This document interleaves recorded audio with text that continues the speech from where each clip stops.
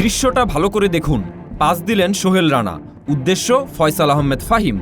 কিন্তু সে বলটা কিভাবে লুজ করলো সেটা তো দেখছেনই। কার্যত বাংলাদেশ যে গোলটা হজম করেছে সেটা ফাহিমের ওই ভুলে। সিঙ্গাপুরের ডিফেন্ডার সেখান থেকে লম্বা এক ক্রস ছুড়লেন আর কাউন্টারে গোল কনসিভ করল বাংলাদেশ। প্রশ্ন জাগে, হামজা সমিতরা যদি বাংলাদেশ ফুটবল সমর্থকদের দেয় বিরিয়ানির স্বাদ, তবে এই ফয়সাল আহমেদ কি সেই বিরিয়ানির মাঝে এলাচ? তা নয়তো কি। ৩৮ মিনিটের ঘটনা মনে আছে? বাংলাদেশ যে পেনাল্টির আবেদন করেছিল, রেফারি সেটা নাকচ করে দিলেন সরাসরি। এক মুহূর্তের জন্য ভাবলেন না সেটা পেনাল্টি ছিল কিনা।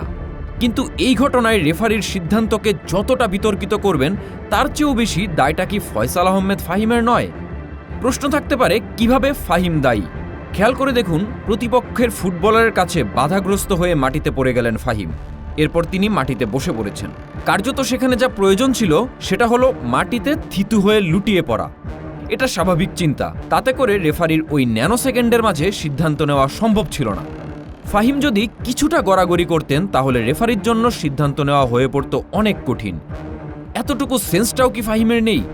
তা না হলে অদ্ভুতভাবে কেন মাটিতে বসে পেনাল্টির সস্তা আবেদন জানালেন? রেফারির জন্য সিদ্ধান্ত নেওয়াটা করে দিলেন সহজ। ফাহিম এমন ভুল প্রথম হাফের প্রায় সময় জুড়ে করেছেন। একবার তো স্বার্থপরের মতো শুটটাও নিলেন, যে শুট কোনো কাজে আসেনি বাংলাদেশ দলের।